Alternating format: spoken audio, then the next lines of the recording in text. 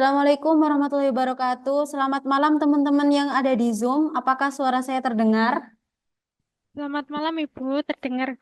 Malam Bu, terdengar. Eh, Dengar, iya Bu. ya. Selamat malam juga buat teman-teman yang ada di kelas.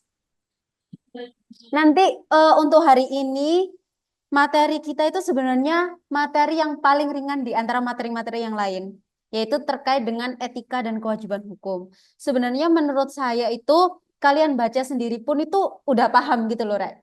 Jadi saya memutuskan sekarang untuk pulang lebih pagi, tapi lebih pagi, lebih apa namanya? Sore ya kalau ini ya. Tapi tetap ada tugas, teman-teman. Jadi kan seperti yang saya bilang di awal, kita kan pakai kurikulum OBE.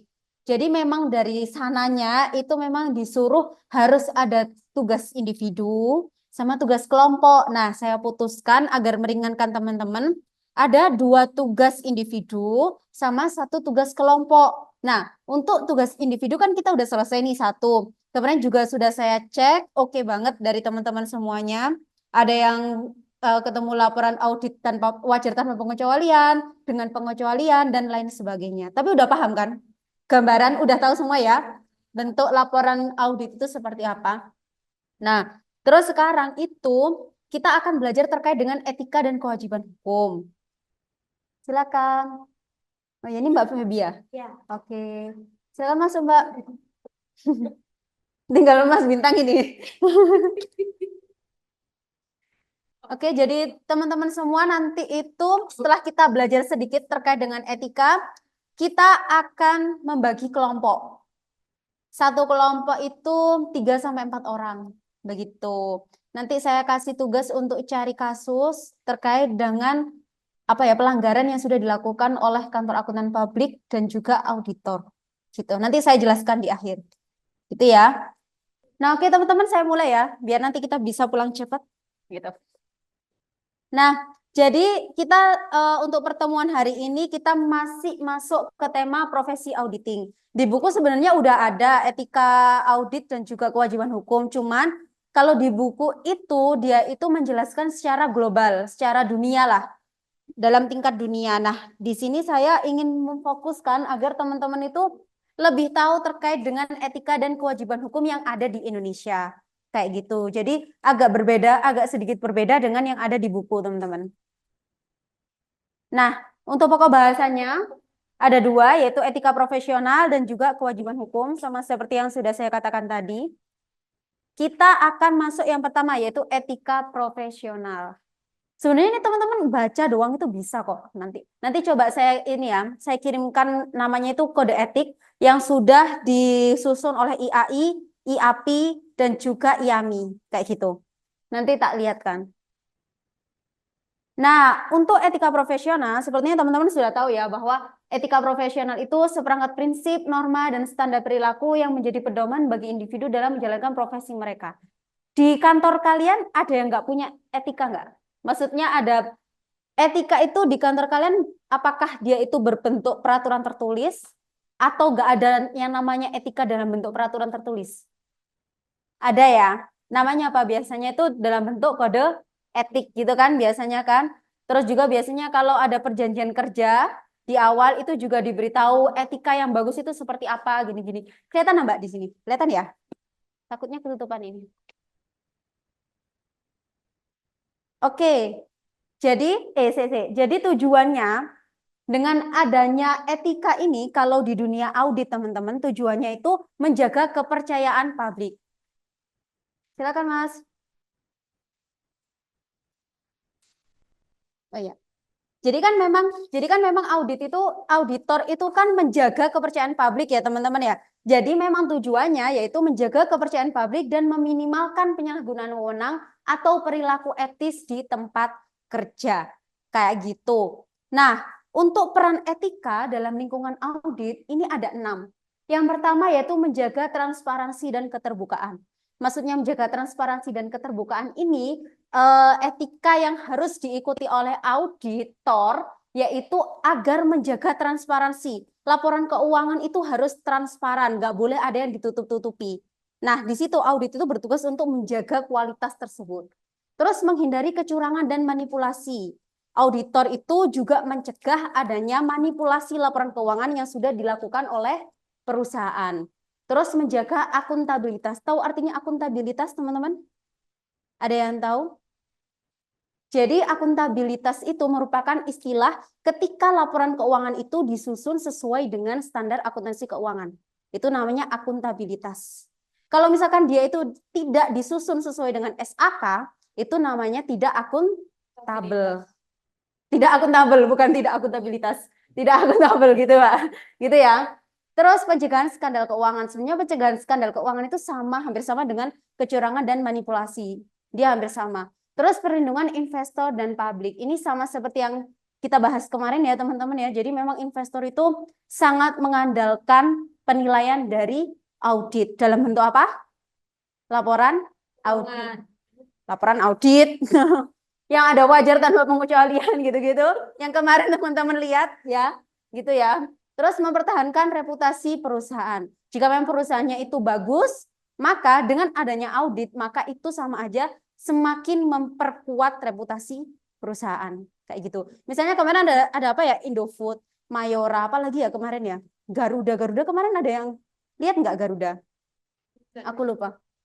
Nah, itu kan wajar tanpa pengecualian. Jadi ini benar-benar reputasi mereka itu yang awalnya udah bagus, dengan adanya laporan audit wajar tanpa pengecualian, itu reputasi mereka itu akan tetap bagus dan semakin bagus gitu ya. Oke, dari sini ada pertanyaan? Aman ya? Gampang banget sih. Ya kan? Maksudnya materi ini bisa dilogika gitu loh kalau terkait dengan etika. Soalnya memang etika di profesi apapun itu hampir sama. Oh, ini soalnya katanya di sini nggak boleh lah. Aku takut. Iya kan? Ya, janganlah. Nah, selanjutnya yaitu prinsip dasar etika profesi auditor. Nah, ini merupakan prinsip dasar sebenarnya ya, yang akan saya jelaskan ini merupakan prinsip dasar etika semua akuntan. Gitu. Tidak hanya akuntan publik, akuntan yang ada di perusahaan dan lain sebagainya. Tapi ini semua akuntan, termasuk auditor, kayak gitu. Nah, prinsip dasarnya itu ada 5 ini. Integritas, objektivitas, kompetensi dan kehati-hatian profesional, kerahasiaan dan perilaku profesional. Nah, ini tuh saya dapatkan langsung dari IAI sendiri, teman-teman. Jadi dilihat di atas, itu prinsip dasar etika itu diciptakan oleh 3 ini. Ikatan Akuntan Indonesia, Institut Akuntan Publik Indonesia, dan Institut Akuntan Manajemen Indonesia. Jadi kalau IAI itu membawahi akuntan, profesi akuntan biasa itu ya di perusahaan. Terus IAPI itu membawahi auditor. Kalau IAMI itu membawahi akuntan manajemen. Akuntansi manajemen, akuntan manajemen. Ya, kayak gitu. Kalau ini akuntansi keuangan, ini akuntansi manajemen, ini auditing. Gitu ya. Gitu ya, teman-teman ya. Sekedar tahu aja sih, tapi kita hanya terfokus pada ini. Institut Akuntan Publik Indonesia. Yang pertama yaitu terkait dengan integritas. Bisa dibaca ya teman-teman ya, sambil dibaca. Jadi inti dari integritas itu seorang auditor harus menjunjung tinggi yang namanya kejujuran. Itu kuncinya. Dari sekian banyak kata-kata ini, teman-teman bisa lihat. Nanti tolong ingatkan saya untuk dikirimkan ke ini ya, ke Google Classroom biar teman-teman nanti bisa lihat. Intinya itu adalah auditor harus menjunjung tinggi kejujuran. Baik itu dalam melakukan pekerjaannya maupun dalam melaporkan sebuah laporan audit, kayak gitu. Yang kedua, yaitu objektivitas. Jadi pandangan auditor itu harus objektif, nggak boleh lihat kanan kiri. Dia itu harus mengutarakan pendapatnya sesuai dengan bukti. Seperti itu. Jadi nggak boleh misalkan ada manajer yang bilang seharusnya lo gini, nggak boleh langsung percaya gitu teman-teman. Jadi harus benar-benar objektif, nggak boleh kegoda omongannya orang lain. Intinya gitu. Audit itu harus benar-benar teguh pendirian. Objektivitas itu. Selanjutnya yaitu kompetensi dan kehati-hatian profesional. Jadi maksudnya di sini ketika seorang auditor itu menjalankan tugasnya, dia itu harus menjunjung tinggi profesionalitas mereka. Jadi mereka itu harus menggunakan ilmu-ilmunya semaksimal mungkin dalam menjalankan tugasnya. Kayak gitu. Inti simpelnya seperti itu. Oke. Selanjutnya yaitu kerahasiaan. Auditor itu harus menjaga kerahasiaan klien. Jangan sampai data-data yang sudah kita dapatkan dari klien itu bocor meskipun data itu sudah 10 tahun yang lalu. Karena data-data tersebut itu sangat krusial banget. Kecuali kalau data-data itu diminta dari atasan. Siapa? OJK, IAPI, kayak seperti itu ya. Terus Kemenkyu, kalau misalkan mereka minta dengan kondisi tertentu, maksudnya misalkan perusahaan tersebut itu terkena kasus dan mereka itu membutuhkan histori dari data-data tersebut, itu boleh kita berikan. Kalau ada orang lain yang alasannya itu tidak jelas, itu jangan sampai gitu. Terus juga misalkan tahun yang sama saya mengaudit perusahaan X dan Y. Kita nggak boleh misalkan di depan X itu kita membandingkan perusahaan yang satunya lo kayak gini, keuangannya kayak gitu. Itu juga nggak boleh. Benar-benar harus menjaga banget data-data dari seorang klien gitu ya. Nah, terus selanjutnya perilaku profesional. Kalau yang tadi itu kehati-hatian dan keprofesionalan, kalau yang sekarang yaitu perilaku profesional.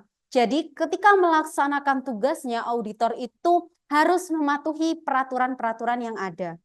Baik itu dari pemerintah, dari OJK, maupun dari IAPI itu sendiri. Gitu ya teman-teman ya. Ini nanti bisa dibaca sendiri sih. Saya yakin teman-teman paham. Ya kan? Maksudnya ini bukan apa ya? Bukan materi yang sangat khusus gitu loh. Jadi dia memang ya gini aja, prinsip dasar etika gitu-gitu dan mudah dipahami. Kalau memang dari teman-teman ada yang kurang paham, boleh ditanyakan. Begitu.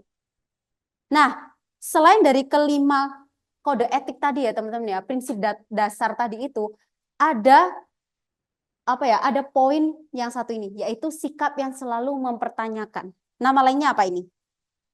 Ada yang tahu? Skeptis. Skeptis. Kalau teman-teman pernah dengar auditor itu harus skeptis. Maksudnya skeptis itu apa? Skeptis itu benar-benar harus berhati-hati dalam memutuskan sesuatu gitu loh. Kalau misalkan ada yang mencurigakan sedikit, itu harus digali sedalam-dalamnya gitu. Jadi benar-benar skeptis itu apa yo? Nggak gampang percaya, nggak gampang nggak sih gampang berburuk sangka, nggak gampang berbaik sangka kayak gitu loh. Jadi dikit-dikit kalau ada yang aneh, wah iki perlu dilihat kayak gitu.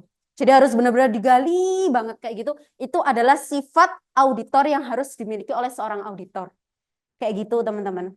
Sebenarnya kalau di kehidupan sehari-hari ada baiknya dan ada tidaknya ya. Tapi kalau sebagai seorang auditor ini diwajibkan. Kayak gitu. Jadi memang harus benar-benar kritis banget dalam segala kondisi.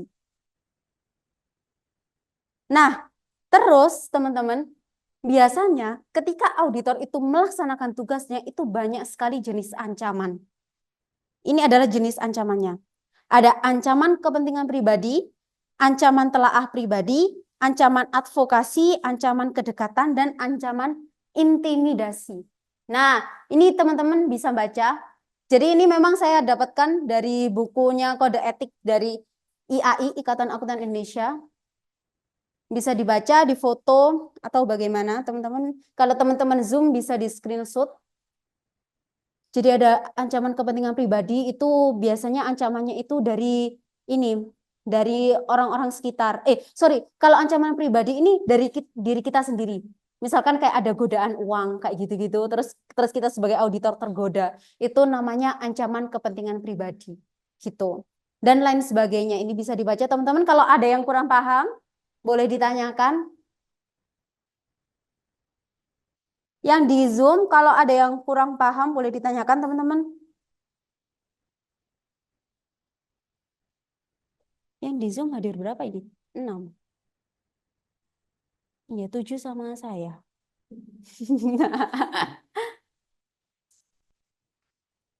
Gitu ya. Ada yang kurang paham dari sini? Paham ya? Jelas ya? Jelas ya pernyataan dari IAI? Oke, saya lanjutkan. Nah, kita masuk ke bagian 2. Kewajiban hukum. Kewajiban hukum itu apa sih? Yaitu tanggung jawab yang harus dipenuhi sesuai dengan peraturan perundang-undangan, standar profesi, dan kode etik yang berlaku di bidang akuntansi dan audit. Agar lebih jelasnya, jadi kewajiban itu dibagi menjadi 2 jenis, yaitu berdasarkan sifat dan berdasarkan sumber. Kalau berdasarkan sifat, itu ada kewajiban kontraktual, kewajiban profesional, kewajiban fidusia, kewajiban pelaporan, kewajiban pengungkapan, kewajiban kerahasiaan, dan kewajiban kualitas. Nah, ini bisa teman-teman baca. Jadi memang kayak udah saklek gitu loh teman-teman dari IAI dan juga dari IAPI itu seperti ini. Kayak gitu. Sudah ya? Ada yang kurang paham dari sini? Gampang nggak sih? Ya kan maksudnya mudah dipahami gitu loh. Ya. Nanti baru minggu depan kita mulai serius lagi terkait dengan bukti audit ini. Nah, terus yang ini adalah jenis kewajiban berdasarkan sumber. Nah, jadi ada dari undang-undang, maksudnya itu jadi auditor itu harus wajib itu melaksanakan undang-undang yang berlaku. Terus kewajiban dari kontrak, standar profesional, kode etik profesi, putusan pengadilan, dan juga regulasi pemerintah. Kayak gitu teman-teman. Ada yang mau ditanyakan? Aman sih ya menurutku ya. Sejauh ini aman ya. Sayang sekali sejauh ini adalah sudah selesai. Gitu teman-teman. Jadi memang kode etik itu saya sebenarnya bingung ya. Kalau ngajar kode etik itu emang ya gimana? Apa yang perlu disebarluaskan gitu loh. Kode etik ya kode etik gitu-gitu aja gitu. Nanti coba saya kirimkan drive khususnya dari IAI, nanti saya kirimkan di grup. Nah, jadi teman-teman tugasnya cari dan rangkum sebuah kasus yang berhubungan dengan etika profesional kantor akuntan publik atau auditor. Biasanya memang kalau di sebuah kasus itu ada yang apa ya, yang berfokus ke KAP-nya, ada yang berfokus ke auditornya. Itu terserah teman-teman dapatnya yang mana gitu. Jadi bebas. Terus identifikasi permasalahan yang terjadi itu apa. Oh, jadi yang pertama itu yang harus dilakukan adalah dirangkum. Dirangkumlah 1 paragraf, 2 paragraf gitu ya. Nggak usah banyak-banyak ceritakan apa sih permasalahannya gitu.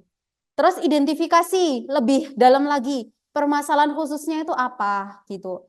Etika profesional yang dilanggar itu apa. Jadi etika profesional itu dari 5 yang sudah saya jelaskan tadi, integritas, objektivitas, kehati-hatian, dan lain sebagainya, itu nanti diidentifikasi dia masuk yang mana sih gitu.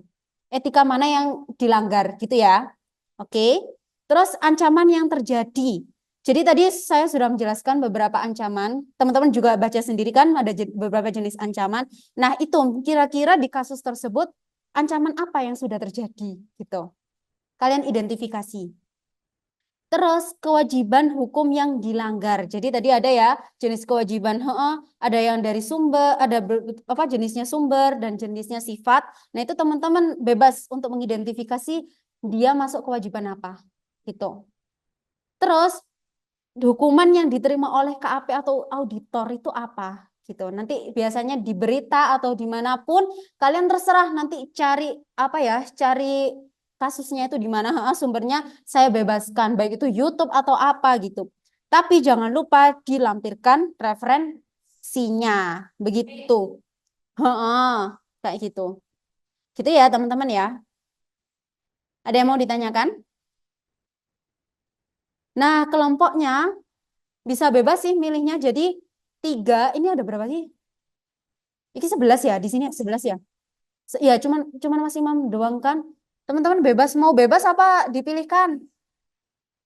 Bebas? Ya wes, bebas. Jadi nanti ada 4 ya. 1, 2, 3, 4, 5, 6, 7, 8, 9, 10, 11, 12. Oh, berarti pas 33. Gitu. Gak apa-apa bebas? Oke ya. Kalau yang di kelas 33, Kalau yang di Zoom, ini di Zoom kayaknya belum saling kenal ya teman-teman ya. Halo teman-teman Zoom. Iya, Bu. Ya, belum kenal ya. Coba saya bagi aja nggak apa-apa ya. Iya, langsung pergi saja, Bu. Oke. Bateraiku habis sebentar.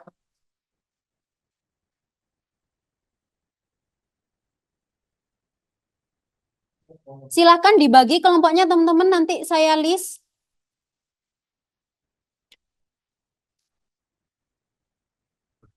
Nah, kira-kira kalian kan bekerja nih. Bisa nggak selesai 1 minggu? Bisa ya? Bisa ya? Bisa ya? Eh. Hah? Deadline-nya sama kayak kemarin lah. Senin ya berarti ya, Mbak ya? Ya, Senin. Kalau yang di Zoom itu ada 7 orang. Yang nggak masuk ini siapa? Mbak Vanessa?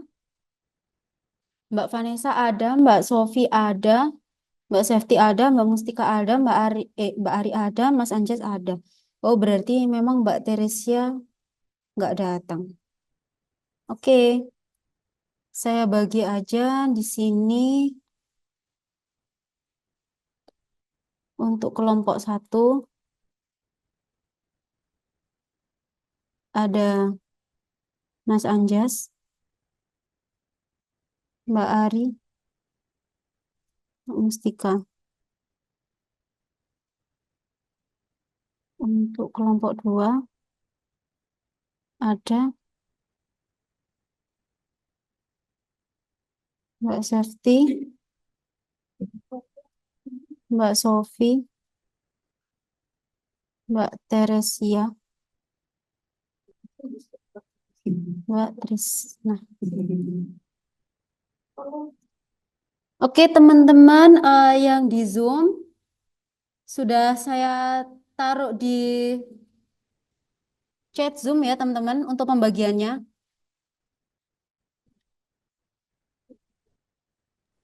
Iya, Bu. Oke. Ya, Mas Anjas, Mbak Ari, Mbak Sofi, Mbak Vanessa.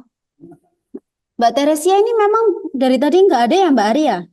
Nggak ada. Oke, nggak masuk dia. Nanti minta tolong untuk Mbak Safety, Mbak Sofi dihubungi ya untuk Mbak Teresianya. Mbak Iya, Trisna Bu. juga.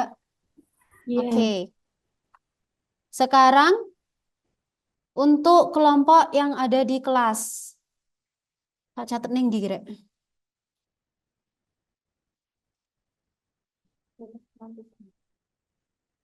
Lanjutannya berarti ya tadi kelompok 1, kelompok 2. Ini kelompok 3. Ada siapa? Siapa aja guys? Siapa Mbak? Mbak Feby. Terus? Gitu ah. Oh, berarti Mas Bintang sama Mas Imam ya? Oke.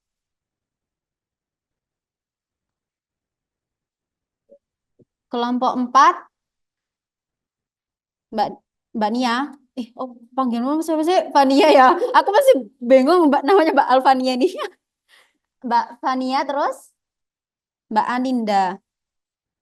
Terus Mbak Ledis. Tulisannya Mbak Ledis itu pakai iya atau iya? Gini ya. Mbak Fania, Mbak Aninda sama Mbak Ledis. Terus kelompok 5 Yus. Terus Cici terus Aurora. Oke, diinget-inget ya. Oh yo, iya Allah, mohon maaf guys. Mohon maaf, lupa. Siapa? Mbak Nova, Mbak Nais, Mbak Novi. Hah? Triple N? Oh alah, tak kira Novi. Gini ya.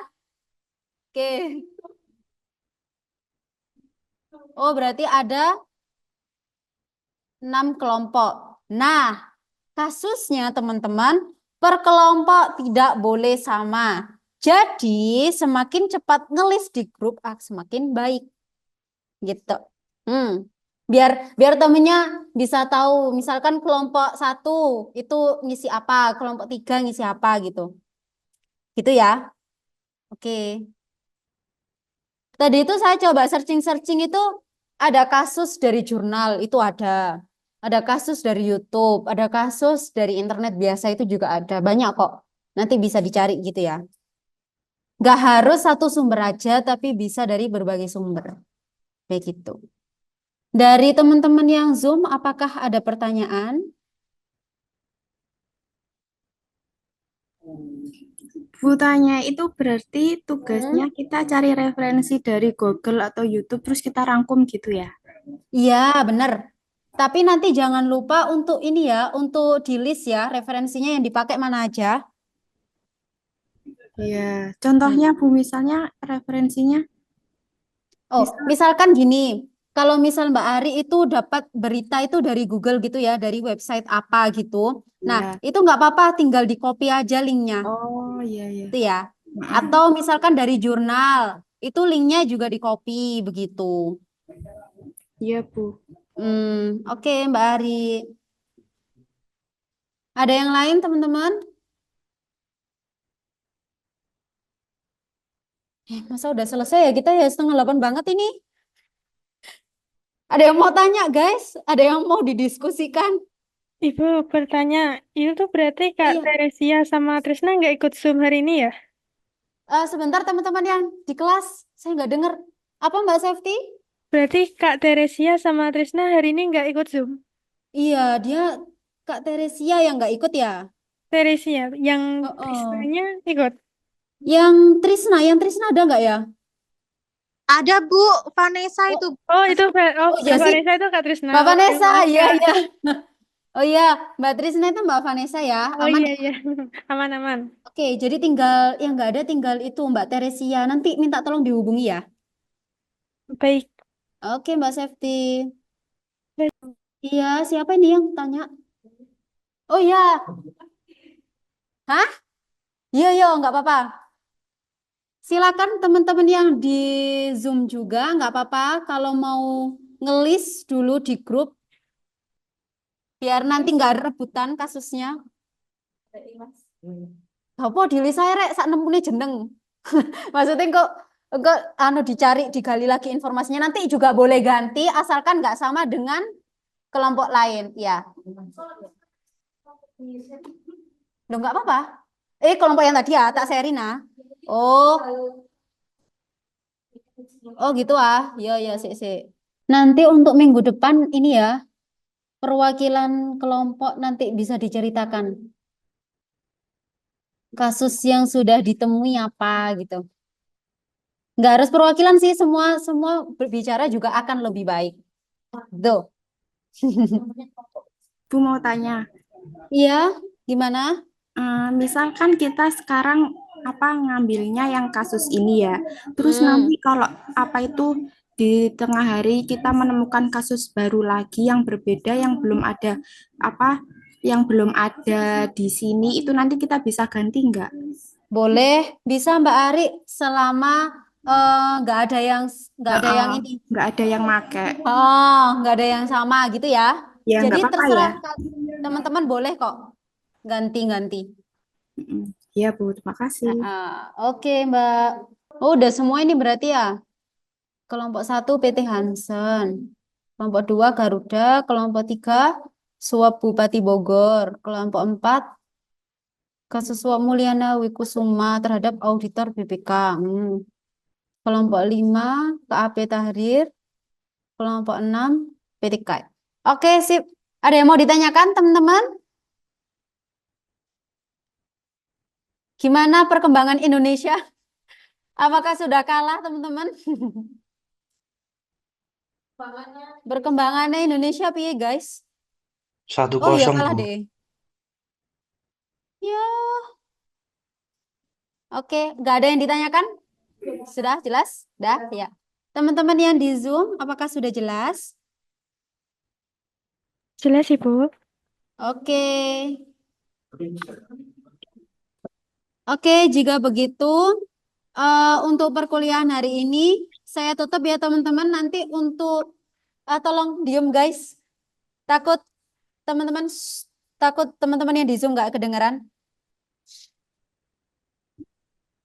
Jadi teman-teman saya akhiri lebih awal, tapi waktu yang tersisa bisa teman-teman pakai untuk diskusi. Jadi untuk mengerjakan tugas semakin cepat selesai semakin baik. Begitu ya teman-teman.